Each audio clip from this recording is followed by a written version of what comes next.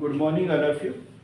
सार्थक पहल बदलाव हमसे है में पुनः एक बार आप लोगों का स्वागत है। और सार्थक पहल के माध्यम से हम पढ़ रहे हैं भारतीय कर प्रणाली, इंडियन टैक्सेशन सिस्टम, भारतीय कर प्रणाली।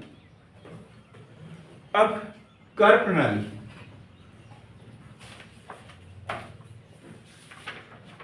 कर प्रणाली, सबसे पहले तो ये देखना है कि टैक्स है क्या चीज। टैक्स, छोटी छोटी बातों को समझते हुए चलना है।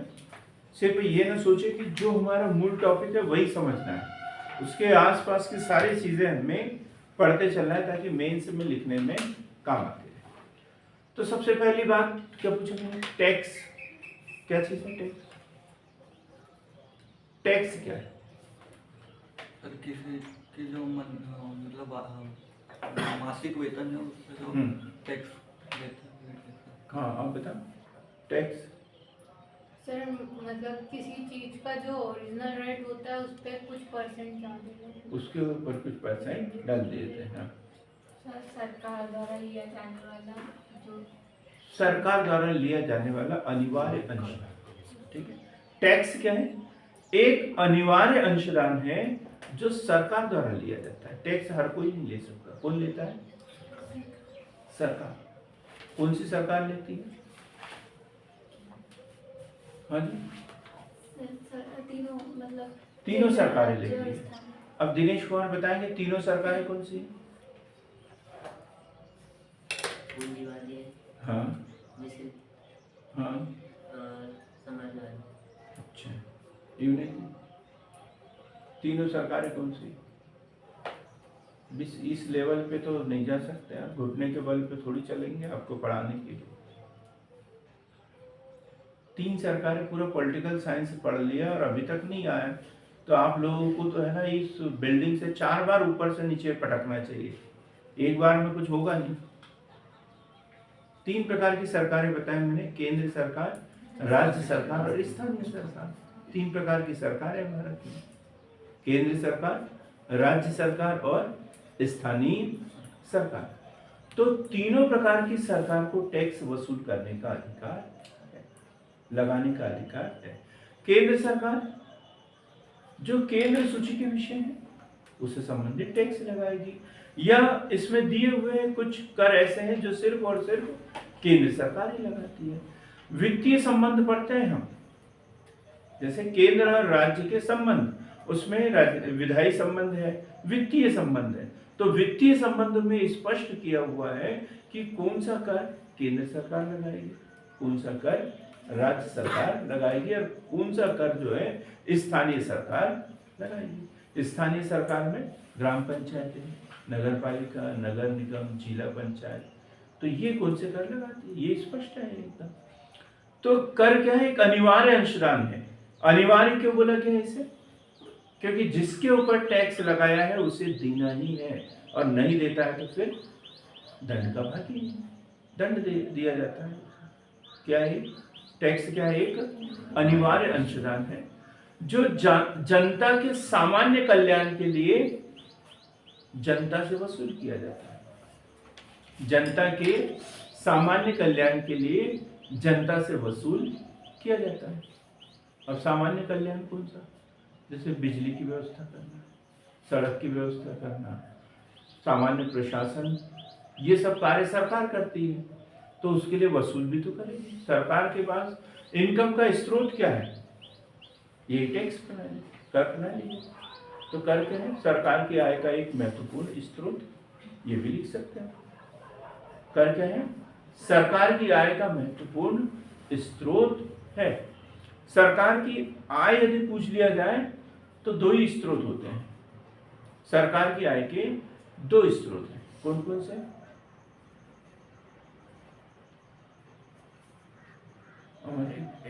एक कर वाला और एक गैर, मतलब बस गैर करों से प्राप्त होने वाली आय और गैर करों से प्राप्त होने वाली आय।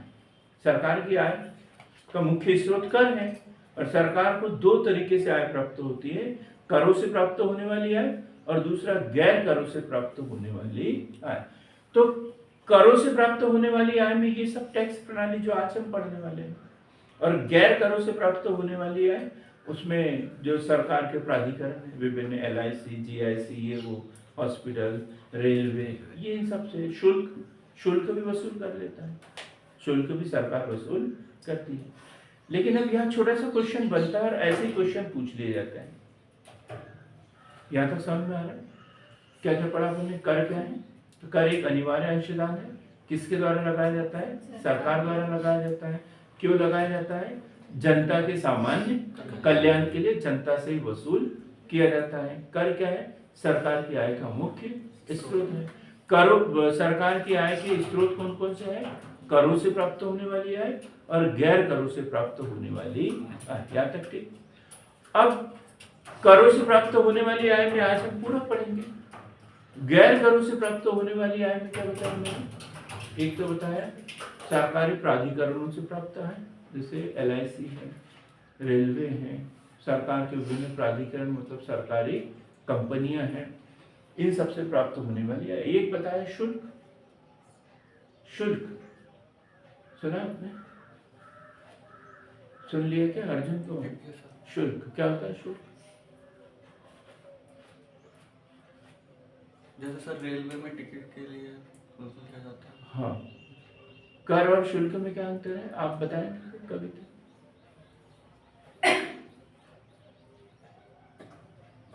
कर और शुल्क में क्या अंतर है? निजी व्यक्तियों के द्वारा लिया जाता है। हाँ। और इसे देना मतलब अनिवार्य नहीं होता, लेकिन जो कर होता है उसको सरकार के द्वारा लगाया जाता हाँ। है और इसे ठीक। चुकाना अनिवार्य होता है। अनिवार्य होता है। और इसका जो उद्देश्य होता है वो जनता का कल्याण होता है कर का, और इसका व्यक्तिगत या निजी। और कुछ बताएंगे? शुल्क जो है वो ऐच्छिक है। शुल्क जो है वो ऐच्छिक है और कर क्या है? अनिवार्य है और ये ऐच्छिक है। शुल्क कर यदि चुकाते हैं तो इसके बदले में हमें कोई विशेष लाभ प्राप्त नहीं होता। ऐसा नहीं कि हमने समय पे कर दिया है तो आपके लिए वहां सिंहासन लगाया जाएगा कि आइए बैठिए, फूल माला पहनाएंगे, ऐसा कुछ है क्या? नहीं, भाई आपका दायित्व था, आपने पूरा कर लिया। नहीं देते तो सजा होती, इसलिए आप सजा से बचने के लिए आपने टैक्स दे दिया, कोई सरकार के ऊपर कोई उपकार नहीं किया। लेकिन शुल्क क्या है? जो शुल्क चुकाता है उसके बदले में उसको उतनी सुविधा मिलती है। शुल्क चुकाने वाले को सुविधा मिलती है, नहीं चुकाने वाले को नहीं मिलती। जैसे रेलवे में आप जनरल टिकट ले लो तो आप जनरल डिब्बे में बैठोगे, स्लीपर का ले लो तो स्लीपर में बैठोगे, AC का टिकट ले लो तो AC में बैठोगे। जैसा जैसा शुल्क चुकाते जाओगे वैसी वैसी सुविधाएं आपको मिलेगी। अब ये ऐच्छिक है, आप वो सुविधा का लाभ लेना चाहते हो तो शुल्क चुकाओ, नहीं लेना चाहते हो तो मत चुकाओ। MPPSC की एग्जाम फीस, भाई जिसको परीक्षा देना है वो फीस दे, जिसको नहीं देना है वो ना दे। ये अनिवार्य नहीं है, ये क्या है? ऐच्छिक है। और जो फीस चुकाता है उसको कुछ सुविधा मिलती है और फिर वो बोल सकता है पैसे ले लेते और करते कुछ नहीं। वो बोल सकता है, फीस वाला बोल सकता है, लेकिन कर वाले में ऐसा नहीं। क्लियर होगी बात है? कर और शुल्क में अंतर, कर और शुल्क में अंतर। किसी को लग रहा होगा कि जो कर है वो तो कोई भी वसूल कर लेता है, कोई भी वसूल कर लेता है। जैसे टॉकीज में जाते हैं वो शुल्क है ना, लेकिन उसके ऊपर भी कर लग जाता है तो टॉकीज वाला ले लेता है? चल रहा है आपके मन में? ऐसा चल रहा है क्या कुछ? ऐसे वो तो कुछ जाता है ना हम लोग उधर। पर वो क्या है, सरकार ने वसूल करने के लिए बोला है, लेकिन किसके पास जा रहा है वो सब? सरकार के पास में जाता है। कर कोई भी वसूल करे, सरकार के आदेश से ही वसूल किया जाता है और वो संस्थान या व्यक्ति वसूल करके किसको देता है? सरकार को ही देता है। बात क्लियर हो गई एकदम? चाहे वसूल कोई भी कर रहा हो, लेकिन जाएगा कहाँ? सरकार के पास में। अब एक चीज पढ़ते हैं हम, राजकोषीय नीति। छोटी छोटी अवधारणा, कर तक पहुंचने के लिए हमें पढ़ना पड़ेगा। राजकोषीय नीति,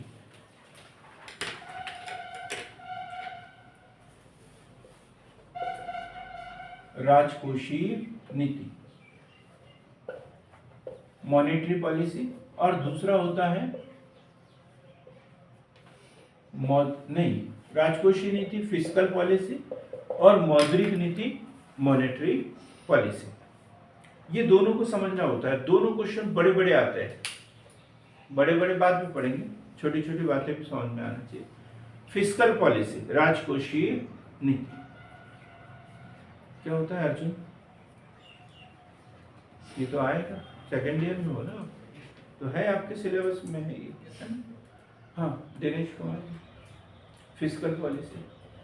डरो मत, नहीं फेंकूंगा भाई 4 बार, बैठे हो, इतना टाइम मेरे पास थोड़ी है कि 4 बार फेंकते रहो।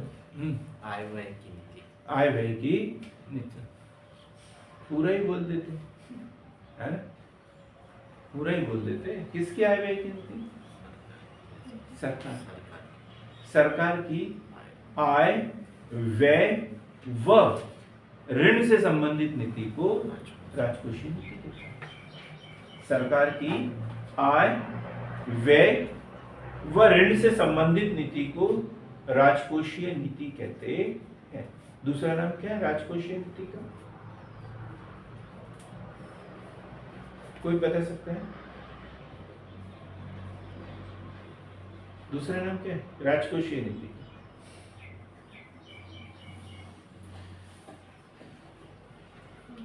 बजटीय नीति, बजटरी नीति या बजटीय नीति। बजट जो है वो राजकोषीय नीति का अंग है, बजटीय नीति कहते हैं। बजट में ही तो बोलते हैं सरकार कौन से टैक्स लगाएगी, कौन से कम करेगी, कौन से बढ़ाएगी, इससे संबंधित जो नीति है। अब आय से ज्यादा व्यय हो जाते हैं तो फिर सरकार क्या लेती है? ऋण लेती है। तो फिर सरकार क्या करती है? ऋण लेती है। तो सरकार की आय व्यय व ऋण से संबंधित नीति राजकोषीय नीति कहलाती है। सरकार की आय व्यय व ऋण से संबंधित नीति को राजकोषीय नीति कहते हैं। इसे बजटीय नीति भी कहा जाता है। क्लियर हो गया? अब मॉनेटरी पॉलिसी, मौद्रिक नीति। मौद्रिक नीति, छोटे बच्चे रहते हैं उनको पता रहता है।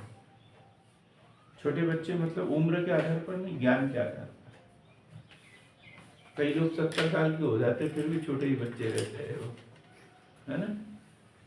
तो छोटे बच्चे रहते तो उनको पता ही नहीं चलता। उनको तो ये लगता है पैसे काय के बनते हैं? कागज के। पैसे काय से बनते हैं? कागज से। रुपए जो है, रुपए कागज से बनते हैं। और कहाँ बनते हैं? प्रेस में छपते हैं। तो देखो सरकार सबको पैसे क्यों नहीं दे देती, क्यों काम करने लगाती है? वैसे ही पैसे जब छापना ही है तो छाप के दे दे सबको। 1000 रुपए जिसका वेतन है उसको 25,000 रुपए दे दे, छापना ही तो है। कागज भले ही हमारे पास से लेके चल जाए पर नोट छाप के हमें देते रहे, ऐसा सोच सकते हैं बच्चे। लेकिन फिर ये मॉनेटरी पॉलिसी क्या हो जाएगी? वहां पर फेल हो जाएगी। मतलब जो चीज जितनी ज्यादा होती है ना उसकी वैल्यू उतनी कम। जैसे इस धरातल पर पानी कितनी मात्रा में? पानी बहुत अधिक मात्रा में, है ना? तो लोगों को ये भी नहीं पता कि हमारी जरूरत की चीज पानी है करके। यदि मैं बोलता हूं कि जीवन की मूलभूत आवश्यकताएं क्या है, तो वो 50 साल पुराना रटा डायलॉग, रोटी कपड़ा और मकान, ये बोल देते हैं जीवन की मूलभूत आवश्यकताएं। ठीक है, तुम्हें एक 2-4 रोटी दे देते हैं, कपड़े दे देते हैं और एक मकान दे देते हैं, पूरा बंद कर देते हैं और वैक्यूम के माध्यम से उसकी पूरी हवा बाहर निकाल लेते हैं और पानी नहीं रखते लोटे में। तुम जी के बताओ ना, 2 मिनट जी सकते हैं क्या? तो मूलभूत आवश्यकताएं क्या है? हवा। सबसे महत्वपूर्ण आवश्यकता कौन सी हमारी? हवा। लोगों को पता ही नहीं है। क्यों नहीं पता कि हवा भी बहुत जरूरी है करके? क्योंकि वो आसानी से उपलब्ध है, आवश्यकता से बहुत अधिक मात्रा में उपलब्ध है। लेकिन कोरोना काल में बता दिया ना, ऑक्सीजन सिलेंडर कितना जरूरी है। पहले हॉस्पिटल कैसा भी हो, सिलेंडर है कि नहीं यही बोलते थे हवा मिलेगी कि नहीं। तो मूलभूत आवश्यकता है, ठीक। और हम बात कर रहे थे यदि कोई चीज बहुत अधिक मात्रा में हो जाए तो उसकी वैल्यू धीरे धीरे कम हो जाए। ऐसे ही हम विदेशी विनिमय दर पढ़ते हैं, इसमें विदेशी विनिमय दर अभी लिखने की जरूरत नहीं है, विदेशी विनिमय दर। तो उसमें क्या होता है कि एक देश की मुद्रा और दूसरे देश की मुद्रा आपस की जो एक्सचेंज रेट होती है वो कहलाती है विदेशी विनिमय दर।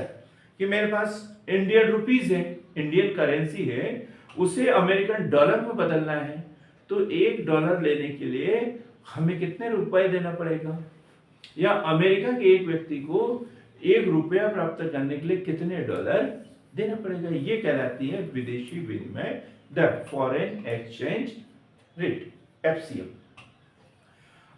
अब होगा क्या यदि हमारे देश में यदि ये मुद्रा का ज्यादा निर्गमन कर दे, नए नए नोट छाप दे, तो पहले $1 को लेने के लिए हमें ₹3 देना पड़ता था, फिर ₹10 देना पड़ा, फिर ₹20, फिर ₹50, फिर ₹60, क्योंकि ATM से तो कोरे नोट ही निकलते हैं, कोरे नोट निकलते हैं, नए नए। तो इसका मतलब ये है कि नई नई मुद्रा हमारे देश में छप रही है ज्यादा।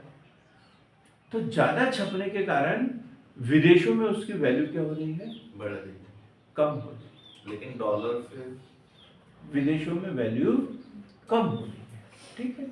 विदेशों में वैल्यू, अभी समझा रहा हूं मैं कैसे कम हो रही है। विदेशों में वैल्यू क्या हो रही है, कम होते जा रही है।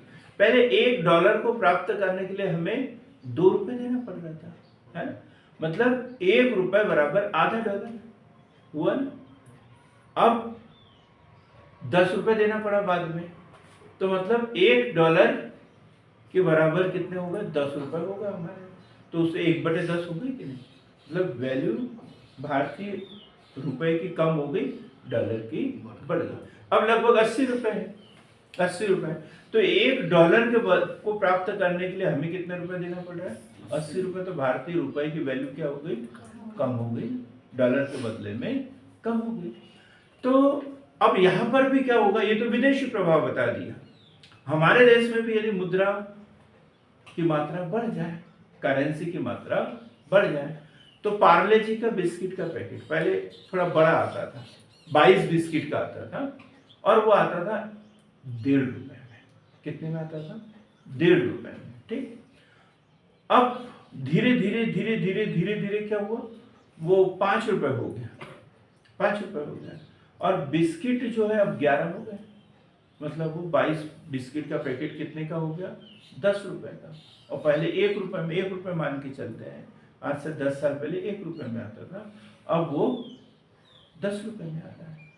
तो अब हमारे देश में मुद्रा की वैल्यू जो है 10 गुना कम हो गई, 10 गुना कम हो गई, क्योंकि बिस्किट वही है, लेकिन नोट जहाँ पहले ₹1 देना पड़ता था, वहां कितना देना पड़ रहा है, 10। मतलब ₹10 की वैल्यू कितने के बराबर हो गई, ₹1 के बराबर। उसका कारण क्या है, मुद्रा की मात्रा का बढ़ जाना। मुद्रा जो है उसका निर्गमन RBI ने ज्यादा कर दिया है। तो मॉनेटरी पॉलिसी क्या है, RBI संचालित करता है इसे, और काय के लिए, मुद्रा की मात्रा को नियंत्रित करने के लिए। मुद्रा की मात्रा को नियंत्रित करने के लिए RBI की नीति को मौद्रिक नीति कहते हैं। दोनों तीनों उत्तर एक साथ बता दे, प्री के लिए बहुत ही महत्वपूर्ण है ये क्वेश्चन। मुद्रा की मात्रा को नियंत्रित करने के लिए, और कौन चलाता है, कौन इसका संचालन करता है, RBI, reserve bank of India. Fiscal policy का संचालन कौन करता है,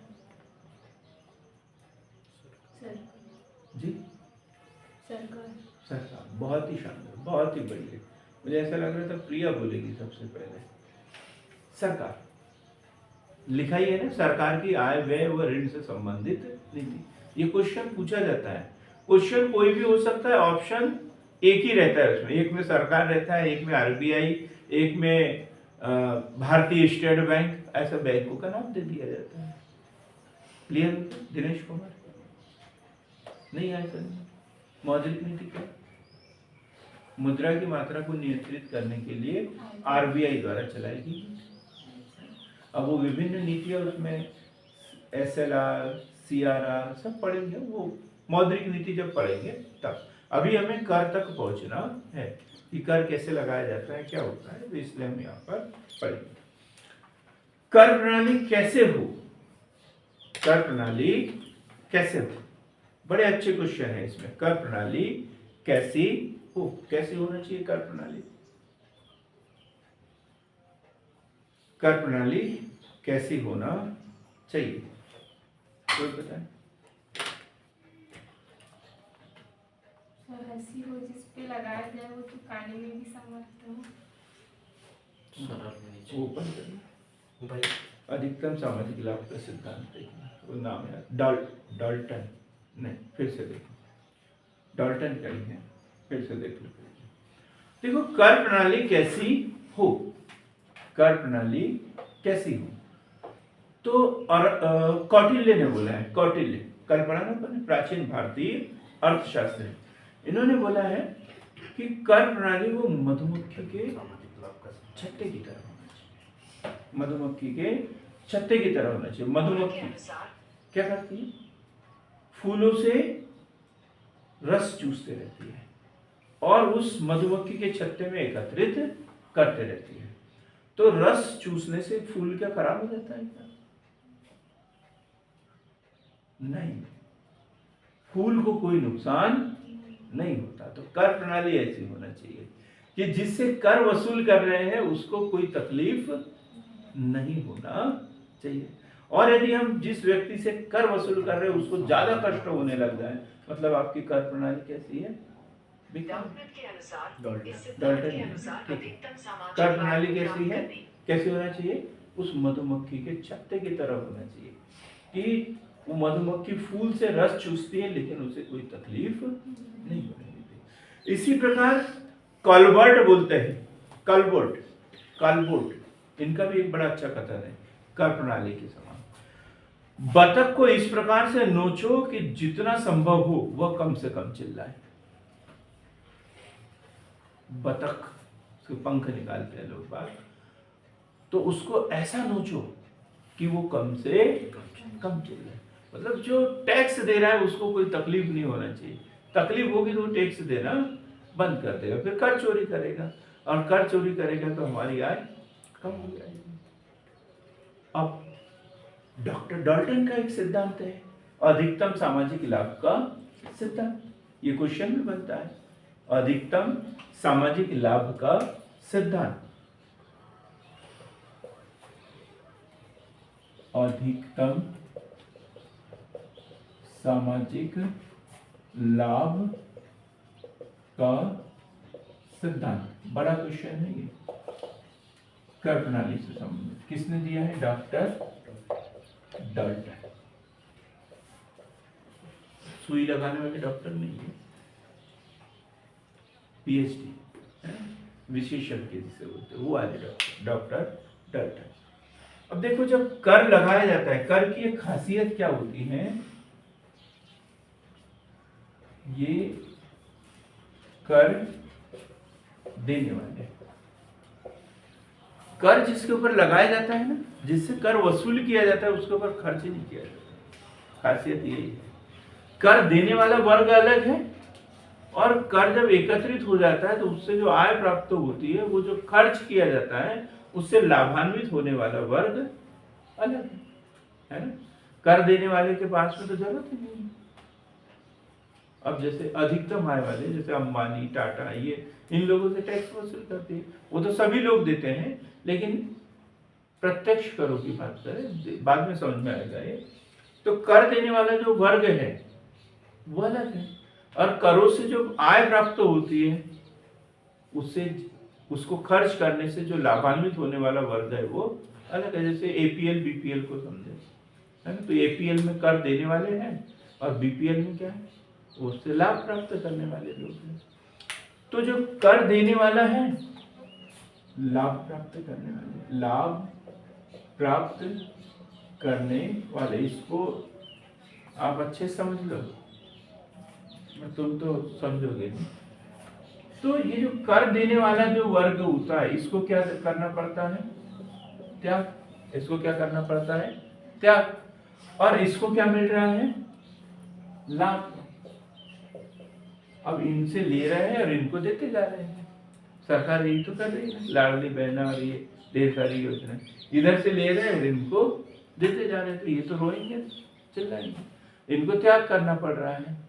बड़ी मेहनत से काम करते हैं, पैसे कमाते हैं, रात दिन एक कर लेते हैं, और जो आय होती है सरकार उसके ऊपर झपट्टा मार लेती है और दे देते हैं इनके जैसे आदमी को। वो खुश, वो खुश। अब ये त्याग की मात्रा जैसे जैसे बढ़ते जाती है, आदमी के कष्टों में वृद्धि होती है। जैसे जैसे करों की दरों में वृद्धि होगी, इनके कष्टों में वृद्धि होगी। लेकिन इधर क्या होगा, जैसे जैसे इनके ऊपर खर्च, सरकार के खर्च की मात्रा बढ़ती जाती है, तो सीमांत लाभ क्या होता है? धीरे धीरे कम होता है। अब क्या होता है? सीमांत त्याग। सीमांत त्याग बढ़ते जाता है। और इधर क्या है? सीमांत लाभ।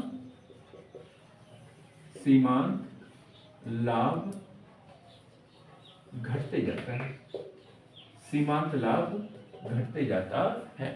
100 रुपए कमाता था ये, और ये कुछ नहीं, तो इसके ऊपर क्या है? 2% टैक्स लगा। तो कितने रुपए दिए इसने? 2 रुपए। और इसको कितने मिले? 2 रुपए। ठीक। तो अब इसने 2 रुपए दिया, तो इसको पता भी नहीं चला कि 2 रुपए है। कोई बात नहीं, इतना तो भाई देश में जन्म लिया है, तो इतना टैक्स तो हमें देना चाहिए। फिर आदमी ज्ञान बांटने लग गया कि नहीं यार, सरकार इतना सब करती है तो कहां से करेगी, कुछ न कुछ तो टैक्स हमें देना ही चाहिए। उसने दिया, 2 रुपए दे दिया। और इसको जो पहली बार 2 रुपए मिला तो बड़ा खुश हुआ, अभी तक तो कुछ मिला नहीं था उसको। अरे सरकार इतना कर रही है, ये कर रही है, वो कर रही है, बड़ा खुश हुआ। बोलते आज तो ये हो गया, वो हो गया, बड़ा खुश। अब जब इसको फिर 10 रुपए टैक्स लिया,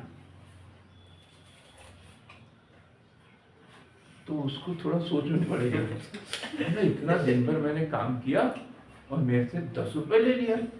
सरकार तो बोले ये ठीक नहीं है, अपने घर भर रही है, ये है वो है। और जब इसको 10 रुपए दिया, तो इससे ज्यादा मजा तो आया उसको, लेकिन उतना ज्यादा नहीं आया, क्योंकि 2 रुपए में तो उसका पेट भर गया था। अब वो क्या सोचता है, 10 रुपए में क्या होता है, कम से कम 15-20 रुपए मिले, इसमें तो कुछ आता ही नहीं है। अब वो बहाने बनाना शुरू कर दिया। अब ये 2 रुपए के बराबर 10 रुपए की वैल्यू हो गई उसकी नजर में। 10 रुपए की वैल्यू काय के बराबर हो गई? 2 रुपए के बराबर। तो और इसके लिए बढ़ते जा रहा है महत्व। अब इसके पास क्या था, पहले 100 रुपए थे, फिर 98 हुए, और अब कितने हो गए? 90 रुपए हो गए। अब इसके पास पैसा कम हो रहा है, तो इसके लिए पैसे की वैल्यू बढ़ते जा रही है।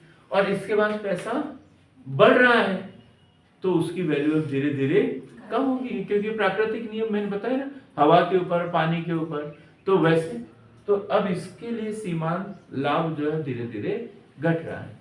तो फिर सिद्धांत कैसा हो? सिद्धांत कैसा हो?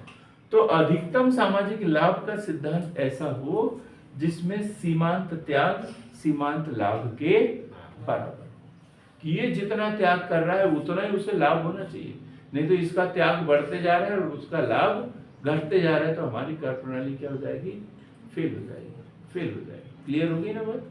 तो वह कर प्रणाली अच्छी है जिसमें सीमांत त्याग, करों से होने वाला सीमांत त्याग और करों से प्राप्त होने वाला सीमांत लाभ दोनों बराबर हो, ये कर प्रणाली होना चाहिए। और एक सिद्धांत किसने दिया है? डॉक्टर डॉल्टन ने दिया। डॉक्टर डॉल्टन ने दिया है। क्लियर हो गया? अब हम पढ़ेंगे कर प्रणाली से संबंधित कुछ संवैधानिक प्रावधान। कर प्रणाली से संबंधित संवैधानिक प्रावधान। संवैधानिक प्रावधान, इसको नोट पर करना है, वैसे पढ़ चुके हैं पहले से, लेकिन नोट करेंगे इसे। नंबर 1, आर्टिकल 265, अनुच्छेद 265, अनुच्छेद 265, अनुच्छेद 265, विधि के प्राधिकार के बिना, विधि के प्राधिकार के बिना करों को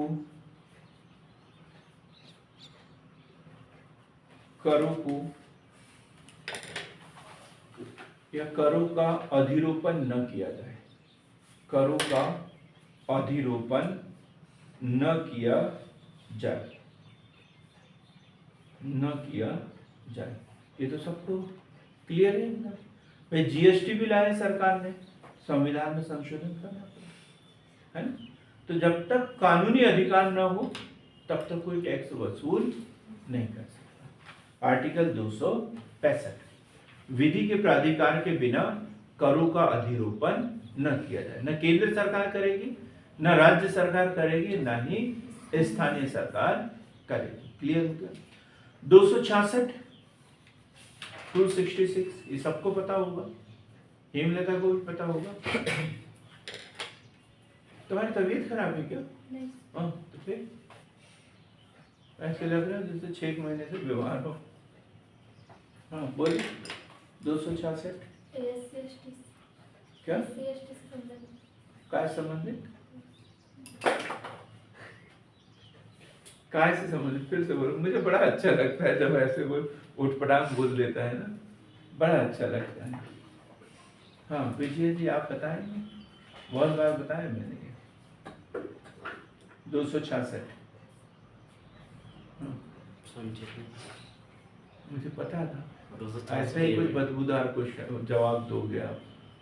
लोक लेखा, लोक लेखा 266 लोक लेखा और 266 एक भारत की व राज्य की संचित। बड़ा कठिन क्वेश्चन है ये। 266 लोक लेखा और 266 एक भारत की व राज्य संचित निधि, केंद्रीय व राज्य संचित निधि।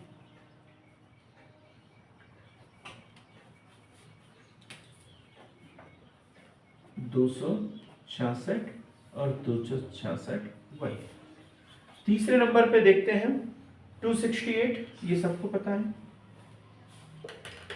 नहीं? 267 पहले, 267 आकस्मिक निधि, केंद्रीय और स्टेट की, ठीक। 267, 268, 268 ये पूरा वित्तीय संबंध पढ़ रहे हैं हम, वित्तीय संबंध, ठीक है। अभी चूंकि कार्यप्रणाली पढ़ने वाले हैं तो इसमें थोड़ा सा शॉर्ट में पढ़ेंगे। जब मेंस के लिए पॉलिटिकल साइंस पढ़ेंगे हम, तब हम इसको पूरे डिटेल में पढ़ाते हैं। 268 हमने बताया 3 प्रकार की सरकारी टैक्स लगाती है, केंद्र सरकार, राज्य सरकार और स्थानीय सरकार। वसूल करने का कार्य कोई भी कर सकता है, लेकिन देना किसको है? जिसका हक है। केंद्र सरकार का है तो केंद्र को देंगे, राज्य सरकार का है तो राज्य को देंगे। अब जैसे जीएसटी लग रहा है तो ये तो एकीकृत है? एकीकृत टैक्स है, एक देश एक कर प्रणाली के सिद्धांत पर आधारित है। अब इसमें राज्य का हिस्सा राज्य को मिलता है बराबर, केंद्र का हिस्सा केंद्र को मिलता है। तो इसमें यही दिया हुआ है 268 में, क्या दिया है? संघ द्वारा लगाए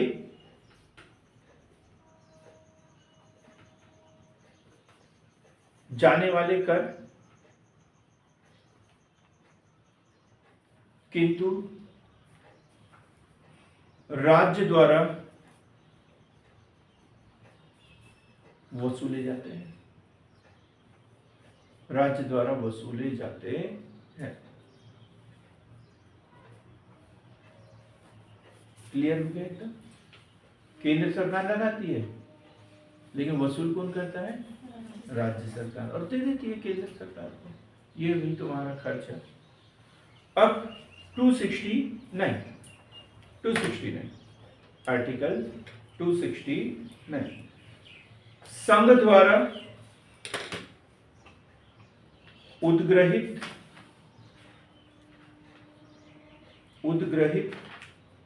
व संघ द्वारा उद्ग्रहित व संग्रहित किंतु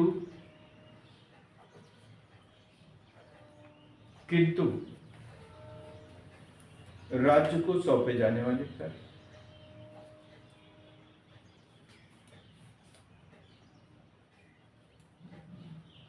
केंद्र लगाती है, संघ सरकार लगाती है, वही वसूल भी करती है, लेकिन जिस राज्य से जिस अनुपात में वसूल किया उसको सौंप देती है। जैसे केंद्रीय उत्पाद शुल्क, केंद्रीय उत्पाद शुल्क 269 हो गया। 270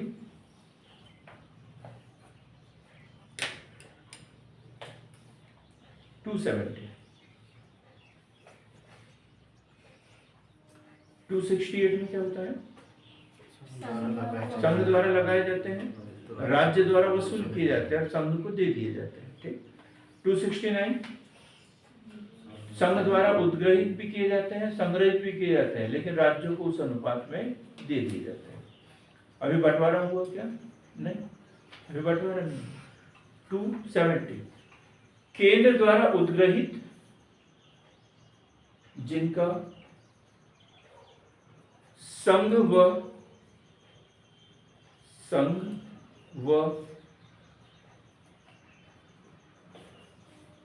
राज्यों के बीच में वितरण, संघ व राज्यों के बीच में वितरण। क्लियर है? वित्त आयोग होता है और वित्त आयोग 5 वर्ष के पश्चात राष्ट्रपति द्वारा उसकी नियुक्ति की जाती है। आर्टिकल 280 के तहत क्या काम है इनका? करों के वितरण को लेकर अनुशंसा करना कि केंद्र सरकार को करों से जो आय प्राप्त होगी उसका कितना भाग राज्यों को देना, यह अनुशंसा करता है। ठीक? अब 271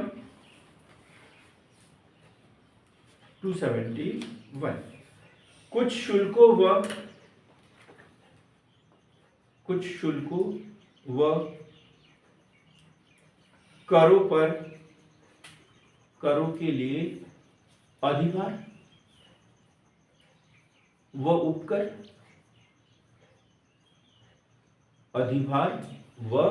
उपकर, इसको बड़े अच्छे से समझेंगे हम। अधिभार व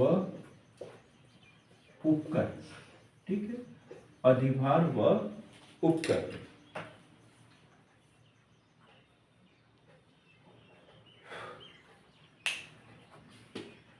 जिसे मान के चलो कि अभी पर्यावरण का 0.5 कुछ टैक्स लगता है, कोई भी शिक्षा कर लगता है ना, कोई भी वस्तु खरीदते हैं तो उसके ऊपर 10% टैक्स है, तो उसके साथ में अतिशेष में लगता है, तो इसे क्या बोलते हैं? अधिभार और उपकर। इसको डिटेल में पढ़ेंगे क्योंकि दर अलग अलग है, लेकिन जैसे कुछ चीजों को बैन करना हो, प्रतिबंध लगाना हो, तो उसके ऊपर अधिभार की मात्रा बढ़ा देंगे, तो लोगों के लिए वो चीज महंगी हो जाएगी, तो उसका उपयोग करना बंद कर देते। जैसे बीड़ी, सिगरेट, तंबाकू, गुटखा, शराब, इनसे सरकार को बहुत अधिक टैक्स प्राप्त होता है, बड़ी मात्रा में इसके ऊपर अधिभार और सरचार्ज लगा होता है। इसलिए सरकार बोलते कि अब बेचो मत, क्योंकि जितनी बार सरकार बोलेगी अब बेचो मत, सरकार की आय अपने आप बढ़ जाएगी। क्या हो जाएगी? बढ़ जाएगी, क्योंकि उनको टैक्स बढ़ाने का मौका मिल जाएगा। और जो चीज जितनी प्रतिबंधित होती है ना, हमने जितनी लिमिट हो जाती है उसकी वैल्यू बढ़ जाती है, लोगों के लिए वो बड़ी प्रतिष्ठा सूचक वस्तु बन जाती है, और फिर टूट पड़ती है पब्लिक उसके ऊपर। 10 रुपए की चीज 1000 रुपए में खरीदने को तैयार हो जाते हैं। ठीक, क्लियर हो गया ये? अधिभार और सरचार्ज की बात कायम की है आर्टिकल 271।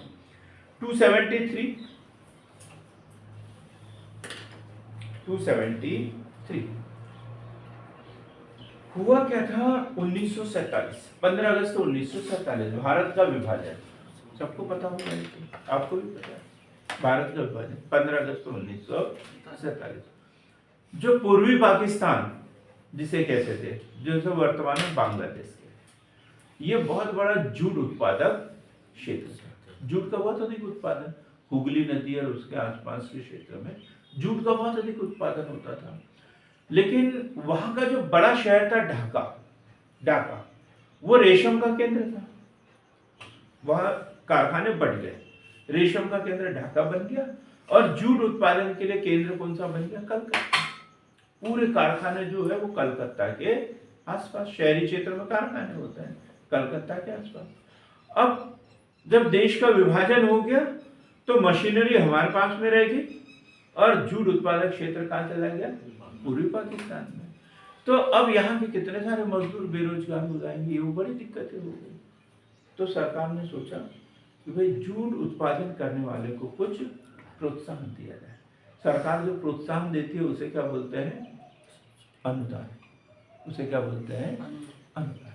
तो ये आर्टिकल 273 में दिया हुआ है। जूट पर व जूट उत्पादों पर, जूट व जूट उत्पादों पर निर्यात शुल्क के स्थान पर, निर्यात शुल्क के स्थान पर अनुदान, निर्यात शुल्क के स्थान पर अनुदान, निर्यात शुल्क के स्थान पर अनुदान। अब देखो, निर्यात शुल्क लगाया जाए तो वस्तु कैसे हो जाएगी? महंगी। अब जैसे ये बांग्लादेश है, बांग्लादेश, ठीक, और ये भारत। अब भारत में जूट बहुत कम है, ठीक है, बांग्लादेश में बहुत ज्यादा है। तो ये 100 रुपए के हिसाब से बेच रहा था, कोई भी प्रोडक्ट है वो 100 रुपए में बेच रहा था। अब भारत में कम है तो भारत में जूट, कच्चा जूट महंगा हो रहा था, तो एक यूनिट कितने में पड़ रही थी? 120 रुपए में। अब ये दोनों जाएंगे ब्रिटेन में बेचने के लिए, दोनों जाएंगे, तो किसका खरीदेंगे? किसका खरीदेंगे? किससे खरीदेंगे? यदि मान के चलो कि हम ब्रिटेन में रह रहे होते और ये दोनों हमारे यहाँ बेचने के लिए आते तो हम किससे खरीदते? बांग्लादेश से खरीदते हैं। क्यों? क्योंकि वो हमें 100 रुपए में दे रहा है और ये कितने में दे रहा है? 120 रुपए में देगा। अब यहाँ बांग्लादेश सरकार क्या कर रही है? 10% टैक्स लगा रही है और हम भी क्या करें? 10% टैक्स लगाएं, तो ये और महंगी हो जाएगी, ये और चीज महंगी हो जाएगी। तो ये कितने में बेच रहा है? अब 110 रुपए में। अब हमने क्या कर दिया? 15% अनुदान दे दिया। अब तुम 120 में ही बेचो, 120 में ही, मतलब तुम कितने में बेचो? 105 रुपए में बेचो, 105 रुपए में बेचो और 15 रुपए जो है वो हमसे ले लो। जो तुम्हारी क्षति हो रही है, आर्थिक सहायता, हमसे ले लो। तुम 105 में वहां बेचो, 15 हमसे लो, तुम्हारे तुम 120 रुपए लो, 15 हमसे ले लो। तो ये क्या कहलाती है? सब्सिडी। तो अब वहां मार्केट वालों को थोड़ी पता, वो तो 105 ही देखेंगे और ये कितने में? 110 रुपए में। तो अब कौन सा माल बिकेगा? ये 105 वाला बिकेगा, ठीक। तो ये कहलाती है सब्सिडी। वे जूट उत्पाद जो है वो हमारे यहाँ महंगे हो गए क्योंकि कच्चा माल नहीं है, हमें बाहर से कच्चा माल आयात करना पड़ रहा है। तो इसलिए हम क्या करें? अब उसको प्रोत्साहित करें, उसके लिए टैक्स लगाने के बजाय अनुदान। और ये कायम किया हुआ आर्टिकल 273, आर्टिकल 273। आर्टिकल 274, 274 ऐसा कराधान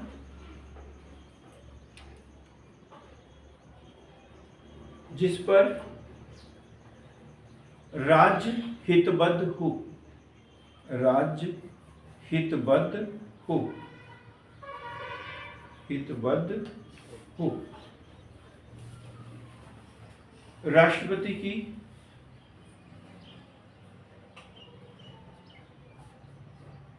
पूर्व सिफारिश आवश्यक है ना, ये धन विधेयक में आ जाएगा। और धन विधेयक को प्रस्तुत करने के पूर्व किसकी अनुमति लेना है? राष्ट्रपति की अनुमति लेना है। तो ऐसी कर प्रणाली जिसमें परिवर्तन करना हो और राज्य का लाभ उससे जुड़ा हुआ है, राज्य से संबंधित है, तो फिर उसकी राष्ट्रपति से पूर्व अनुमति लेना आवश्यक है। कायमिति आई 274। 280 सबको पता है, वित्त आयोग पढ़ लिया हमने। 281 वित्त आयोग का प्रतिवेदन, वित्त आयोग का प्रतिवेदन। 282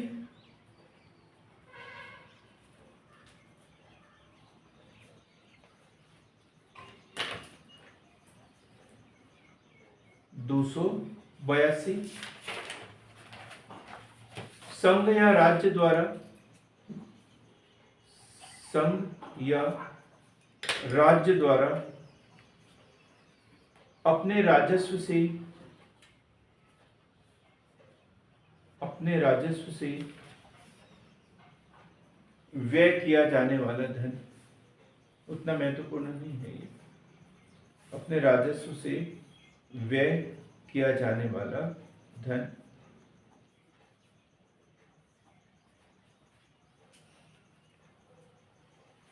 अनुच्छेद 285 ये बड़ा महत्वपूर्ण है। क्या है अमरदीप? अब केंद्र सरकार कहाँ पे है? केंद्र में। केंद्र कहाँ पर है? हाँ?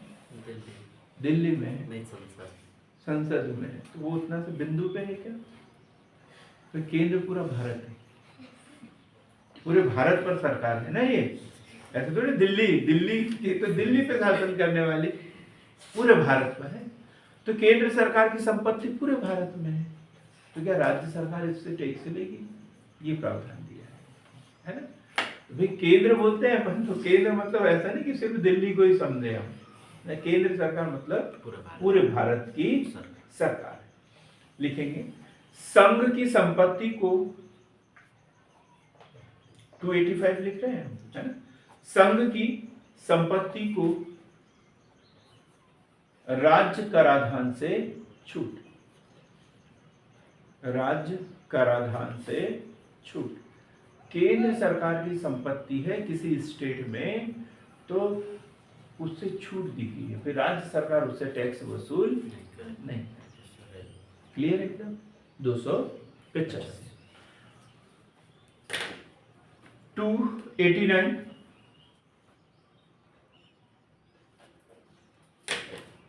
राज्यों की संपत्ति को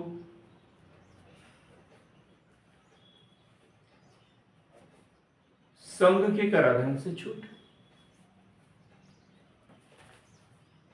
राज्यों की संपत्ति को संघ के कराधान से छूट। क्लियर हो गया? अब मध्य प्रदेश राज्य है, और मध्य प्रदेश की संपत्ति मध्य प्रदेश में है, केंद्र सरकार उससे टैक्स वसूल नहीं करेगी, मतलब छूट दी गई है। 291 ये क्वेश्चन आया था भाई हमारे, अब बताओ क्या संबंधित हो, पिछले साल ये आया था शायद। अब जैसे जमींदारी उन्मूलन अधिनियम 1948, जमींदारी उन्मूलन अधिनियम 1948। अब जब 1947 में भारत स्वतंत्रता अधिनियम पारित हुआ, तो रियासतों के साथ क्या किया? विलय किया था भारत ने, और उनको क्या बोला था? वो तैयार थे, संबंधित है, फ्री विवाद से संबंधित है, वो तैयार नहीं थे। अब बड़े शौक थे उनके, तो 1935 में ही बोला था ना उनको कि भारत क्या होगा? एक राज्यों का संघ होगा। 1935 में ही बोला था, लेकिन रियासतों ने स्वीकार किया था क्या? नहीं। क्योंकि वो तो बड़े शौकीन होते थे, हाथियों पे चढ़ बैठ के चलते थे इधर उधर। तो वो ऐसे किसी सरकार के अधीन हो सकते थे क्या? नहीं। लेकिन 1947 में मजबूर कर दिया और एक वादा किया उनके साथ में कि तुम्हारे अधिकार सुरक्षित रखे जाएंगे। भाई तुम राजा ही रहोगे, राजा ही रहोगे, राजा जैसा ही व्यवहार किया जाएगा। ये वो सारी बातें, लिखित शपथ पत्र, ये सब साइन कर दिए उसने। लेकिन 291 में ये बोला था कि उनको कितनी राशि देना है, प्रीवी पर्स की राशि, प्रीवी पर्स की राशि,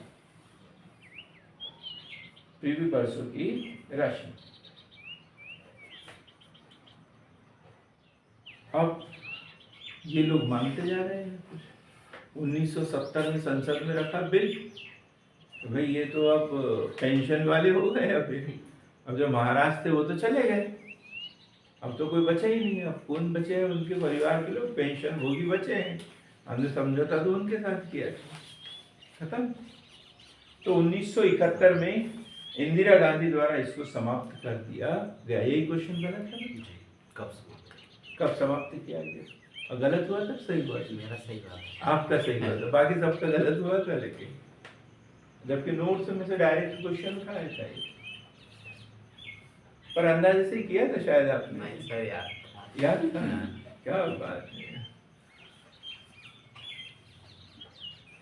1971 में इंदिरा गांधी जी की सरकार द्वारा इसको समाप्त कर दिया गया और उस समय इसका विरोध भी कर रहे थे, जैसे राम मनोहर लोहिया जी वगैरह, ये सब विरोध कर रहे थे। तो उन्होंने विरोध किया था, गूंगी गुड़िया कहा था राम मनोहर लोहिया जी ने।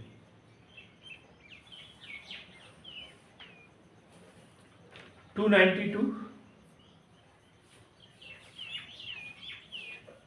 292 राजकोषीय नीति के कितने खंड बताए मैंने? कभी था मैंने बताया? अरे थोड़ी देर पहले ही बताया था। आय, व्यय और ऋण, 3 खंड है। आय, व्यय और ऋण। तो आय तो हमने पढ़ लिया, संचित कोष 266 है, 266 संचित कोष। मतलब सरकार को विभिन्न स्रोतों से जितनी भी आय प्राप्त होगी वो सब कहाँ जाएगी? संचित कोष में। संचित निधि भी पढ़ा था ना, 266 एक। लोक लेखा अकाउंट 266 2 में। 266 को संपूर्ण रूप से क्या बोला है? लोक लेखा। 266 एक संचित निधि, 266 2 लोक लेखा कोष। तो ये 266 में पूरा दिया हुआ है कि सरकार के विभिन्न स्रोतों से जो आय प्राप्त होगी वो कहाँ जाएगी? संचित कोष में जाएगी। 266 ठीक। अब व्यय के बारे में बजट में पढ़ते हैं अपन। बजट अनुच्छेद 112 आर्टिकल 112 बजट कि कहाँ से कितनी आय प्राप्त करेंगे, कहाँ पर कितना व्यय करेंगे। बजट में स्वीकृति होना चाहिए तो ही कहीं पर व्यय कर सकते हैं। अब उसमें बोला है कि यदि आय से अधिक व्यय हो जाए तो फिर क्या करना है? ऋण लेना है। और ऋण लेने के लिए आर्टिकल में प्रावधान दिया हुआ है और वो दिया 293 लिखेंगे। 292 293 अलग अलग लाइन में लिखेंगे, एक के नीचे। 292 में है भारत सरकार द्वारा उधार लेना और 293 में क्या होगा? राज्य सरकार द्वारा उधार लेना। राज्य सरकार द्वारा उधार लेना।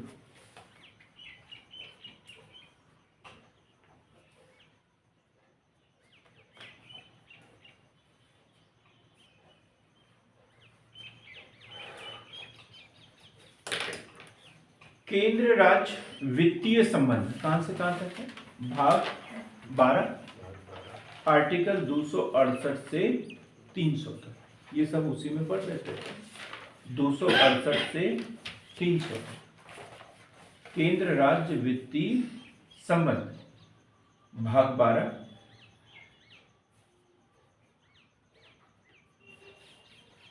268 से 300 तक। 300 तक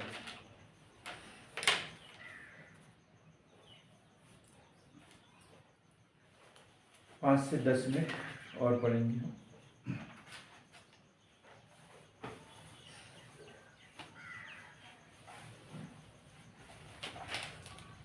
कर क्या है? अनिवार्य अंशदान है। किसके द्वारा लगाया जाता है? सरकार के द्वारा। उद्देश्य क्या है उसका? उद्देश्य क्या होता है? जनता का कल्याण। लेकिन ये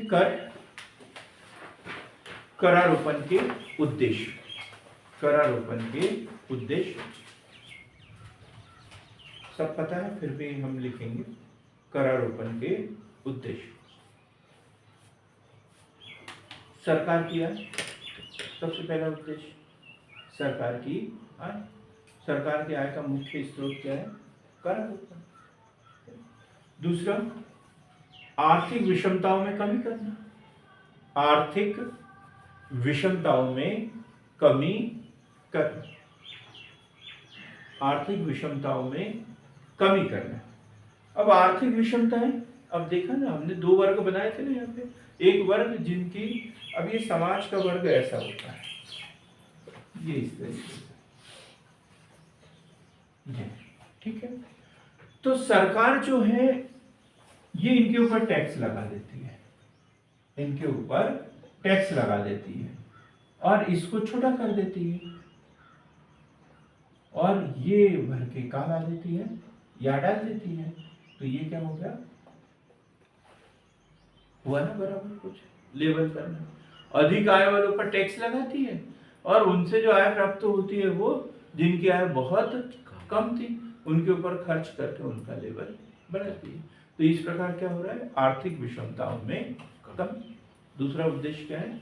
आर्थिक विषमताओं को कम करना। तीसरा, नियमन व नियंत्रण। नियमन व नियंत्रण।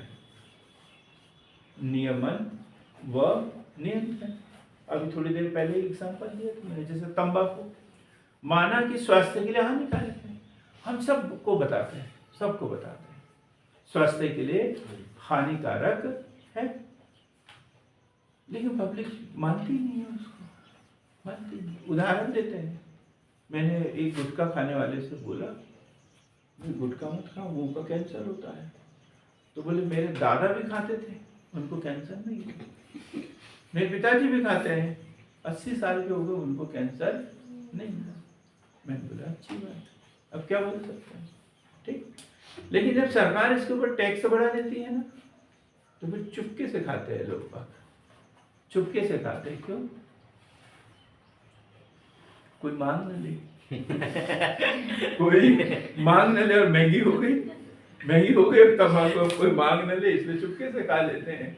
पहले सस्ती थी तो कोई भी आए गए तो निकाली पुड़िया, मलते जा रहे हैं, देते जा रहे हैं, है ना। और फिर टैक्स लगाने क्या हो गई?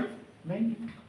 ऐसी हर चीजों को जिसके ऊपर भी सरकार टैक्स लगा देती है, तो उसका उद्देश्य ये नहीं आय कमाना, भाई लोगों को इससे बचाना, इससे बचाना, ठीक। तो नियमन व नियंत्रण। फिर अर्थव्यवस्था को गतिशील बनाना, अर्थव्यवस्था को गतिशील बनाना,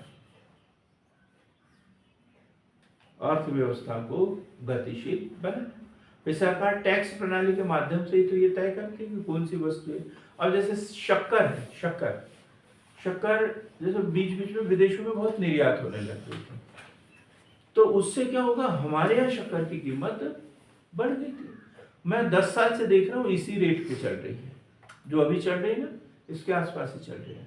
और यदि हमारे यहाँ की शक्कर जो है विदेशों को निर्यात कर दिया जाए, और हमारे यहाँ बचेगी ही नहीं, और हम तो मीठे के शौकीन है ना, पेट में कीड़े हैं, और सुबह सुबह उसको 4 कप चाय पिलाते हैं ताकि वो मजबूत होते रहे और हमारे गाल अंदर ही अंदर सूखते रहे। ऐसे ही होता है, जब दवाई पीना चाहिए उस समय हम टॉनिक देते हैं उनको। तो ये एक ऐसी हंसी मजाक के लिए बोलते हैं, विशेष कोई संबंध नहीं है, लेकिन ये एकदम सत्य है। सुबह सुबह खाली पेट हमें चाय नहीं पीना चाहिए, कोई भी मीठी चीज नहीं खाना चाहिए। उससे जो हमारे पेट के जो कृमि होते हैं वो तो सबके पेट में है और जरूरी है वो क्या हो जाते हैं, ज़्यादा बलशाली हो जाते हैं और हमारे शरीर का जो आंतों में जो खून रहता है वो चूस लेते हैं। इसलिए सुबह सुबह कभी भी कोई मीठी चीज का सेवन हमें नहीं करना चाहिए। लेकिन शक्कर यदि हम विदेशों में निर्यात कर दे तो यहाँ पर कीमतें बढ़ जाएगी। अब सरकार ने क्या किया, तुम्हें बेचना हो तो बेचो, लेकिन सरकार ने टैक्स बढ़ा दिया, उनके ऊपर निर्यात शुल्क बढ़ा दिया। तो विदेश में 80 रुपए किलो बिकेगी, कौन खरीदेगा? फिर कोई खरीदेगा क्या? नहीं। तो सरकार ऐसा करती है, तो इसे बोलते हैं अर्थव्यवस्था को गतिशील बनाना। भाई कौन सी चीजें हमारे यहाँ जरूरी है, हमारे यहाँ की और हमारे यहाँ ही जरूरी है, तो चलो निर्यात शुल्क इनके ऊपर बढ़ा दो, अपने देश में सब्सिडी दे दो। और कोई चीज ऐसी है जो हमारे यहाँ बहुत अधिक उत्पादन हो रहा है लेकिन विदेशों में इसकी कोई डिमांड नहीं है, तो फिर क्या करें? डंपिंग। क्या करें? डंपिंग। तो डंपिंग में क्या करते हैं हम, देश में कीमतें ज्यादा रखते हैं और विदेशों में उसकी कीमतें कम कर देते हैं। सरकार उसके ऊपर ढेर सारा अनुदान वगैरह दे दे रहे, तुम तो बेचो कैसे भी, जितनी भी कमी नुकसान होगा उसकी भरपाई हम कर देंगे, तुम बेच के आ जाओ। तो इस तरीके से ये कर प्रणाली के माध्यम से ही संभव है। तो इसे क्या बोला, अर्थव्यवस्था को गतिशील बनाना। फिर है मुद्रास्फीति पर नियंत्रण। मुद्रास्फीति पर नियंत्रण। मुद्रास्फीति, इन्फ्लेशन क्या होता है? इसमें वस्तुओं की कीमतें बढ़ और मुद्रा का मूल्य कम हो जाता है। जो 10 रुपए की वस्तु है वो 15 रुपए में बिक जाए, 15 रुपए में बिकने लग जाए, तो मुद्रास्फीति हो गई। कितनी? 50% बढ़ेगी, 50% बढ़ेगी। तो इसमें क्या हुआ, मुद्रा का मूल्य कम हुआ या ज्यादा हुआ? 10 रुपए की वस्तु थी, अब कितने में बिक रही है? 15 रुपए में। 15 रुपए। तो इसमें मुद्रा का मूल्य कम हुआ या ज्यादा? अरे इसमें हंसने की जरूरत नहीं है। हाँ जी, आपने पहले भी क्वेश्चन उठाया था ये। 10 रुपए का पेन है, ये महंगा है लेकिन मान के चलते कि 10 का ही है। कितने का है मुझे नहीं मालूम, कितने का है? 10 का है, और ये 15 रुपए में बिकने लग जाए, यही वाला पेन 15 रुपए में बिकने के लगे। हिसाब से देखा जाएगा, जैसे उसको उसकी क्वालिटी अगर बेस्ट होगी। हमने क्वालिटी की बात नहीं, हमने बोला ये पेन जैसा का वैसा है, अभी 10 रुपए में है, 1 घंटे बाद 15 रुपए में बिकेगा, तो इसकी मुद्रा का मूल्य यहाँ घट रहा है या बढ़ रहा है? बढ़ रहा है। यही पहले भी समझाने की कोशिश कर रहा था, आज भी समझाने, अभी भी यही समझाने। पेन तो जो का वही है, पेन जो का वही है। पहले हम 10 रुपए दे रहे थे, 10 रुपए दे रहे थे, अब इसके बदले में हम 15 रुपए दे रहे हैं, तो इसमें मुद्रा का मूल्य कम हो रहा है। अब यहाँ 10 रुपए 15 रुपए की वैल्यू कितने के बराबर हो गई? 10 रुपए के बराबर। समझने की कोशिश करो थोड़ा। ये चीज तो वही है, क्वालिटी मैंने पहले बताया, क्वालिटी में कोई सुधार नहीं हुआ, जो कि वही चीज है जिसको प्राप्त करने के लिए पहले हमें 10 रुपए देना पड़ रहा था, अब हमें 15 रुपए देना पड़ रहा है, कल 20 रुपए देना पड़ेगा, परसों 30 रुपए देना पड़ेगा। तो मुद्रा की वैल्यू कम हो रही कि नहीं? मुद्रा की वैल्यू कम हो रही है और वस्तु की कीमत बढ़ रही है, यही इन्फ्लेशन है। सेम जैसे आपने बिस्किट का लिए थे, हाँ सेम वही। यहाँ पे जैसे डेयरी मिल्क ले लो, हाँ, पहले कोई 5 रुपए की इतनी आती थी, अब 5 रुपए की छोटी आती छोटी, तो उसमें मुद्रा का मूल्य कम हो गया, हाँ, मुद्रा का महत्व जो है वहां पर कम हो गया और वस्तु की कीमत बढ़ गई। तो यही मुद्रास्फीति, मुद्रास्फीति इन्फ्लेशन में यही होता है, वस्तुओं की कीमतें बढ़ते जाती है और मुद्रा का मूल्य कम होते जाता है। खाने पीने की चीजों में ही होता है, सभी चीजों में हो रहा है। तो मुद्रास्फीति पर नियंत्रण, कर प्रणाली के माध्यम से मुद्रास्फीति पर नियंत्रण भी लगाती है। पूंजी निर्माण की दर में वृद्धि करना, पूंजी निर्माण की दर में वृद्धि करना। कल बताया था मैंने, पूंजी क्या होता है, मतलब मशीनरी है ना, मशीनरी। अब सरकार यदि टैक्स न लगाए, वैसे हमारे देश में अभी भी नहीं हो रहा, लेकिन बता रहा हूं टैक्स लग रहा है, लेकिन जो आगे की बात है वो नहीं हो रहा। सरकार टैक्स लगाती है, पैसा लेती है और कारखानों की स्थापना करती है, मशीनें, ये वो सब कुछ करती है। अब यदि सरकार टैक्स ही नहीं लेगी तो कारखाने कहाँ से बना सकते हैं क्या? नहीं, सरकार के इनकम का स्रोत तो टैक्स है। तो ये उद्देश्य है कि सरकार अधिक से अधिक टैक्स लगाए, पैसा जमा करे, लोगों के लिए कारखाने निर्माण कार्य करे ताकि उनको अधिक से अधिक सुविधाएं मिले, रोजगार मिले, ये उद्देश्य है। अब हो रहा है नहीं हो रहा है ये अलग बात है, तो सरकार टैक्स तो ले रही है। अब कारखाने खुल रहे हैं नहीं खुल रहे हैं, ये हमें सोचने का विषय है, ये सोचने का विषय है। लेकिन उद्देश्य यही है, टैक्स लगा के सरकार क्या करे, पूंजी निर्माण करे। क्लियर हो गया? दो चीजें हम देखेंगे, ये कल इसकी बहुत जरूरत पड़ने वाली है। एक कराघात, दूसरा करापात, तीसरा कर विवर्तन, चौथा कर अपवंचन। ये शब्द समझ लो आज की छुट्टी। कराघात, कराघात, करापात, कर विवर्तन, शिफ्टिंग, शिफ्टिंग, ठीक। और कर अपवंचन, कर चोरी, कर चोरी करना, ठीक। कराघात मतलब पहला आघात, पहला आघात मतलब जिसके ऊपर टैक्स लगाया जाता है वो कराघात है, जिसके ऊपर कर का पहला भार पड़ता है कराघात। कर, करापात मतलब अंतिम रूप से जो कर चुकाता है वो क्या है, करापात। अंतिम रूप से कर चुकाता है वो करापात है। कर विवर्तन मतलब कराघात से करापात तक पहुंचने की प्रक्रिया। मेरा नाम क्या है, मोहन, ठीक है, मेरा नाम मोहन है और मैं टॉकीज का मालिक हूं। कोई फिल्म देखने में आ जाना, देखिए, टॉकीज का मालिक हूं और इसका नाम रोहन है, इसका जो मेरे सामने बैठा है, और हाथ ठेला चलाता है, हाथ ठेला चलाता है, हाथ ठेला चलाता है, ठीक है, रोहन हाथ ठेला चलाता है और मोहन मैं हूं, टॉकीज का मालिक है। सरकार ने मनोरंजन शुल्क लगाया, मनोरंजन शुल्क लगता है इसको, मनोरंजन शुल्क लगाया 10%। कितना? 10%। तो 100 रुपए की टिकट थी, अब इसके ऊपर 100 रुपए टैक्स लग गया, तो ये कराघात हुआ ना इसके ऊपर, मोहन के ऊपर। सरकार ने इसके ऊपर टैक्स बढ़ा दिया। अब ऐसा नहीं कि इसकी 5 एकड़ जमीन है वहां घोड़ा डोंगरी में, तो उसको बेच के वो टैक्स चुकाएगा, ऐसा करेगा क्या वो? नहीं, वो क्या करेगा, जो 100 रुपए रोहन से लेना था उससे कितना ले लिया उसने, 110 रुपए। तो लगाया तो इसके ऊपर था, चुका कौन रहा है, रोहन।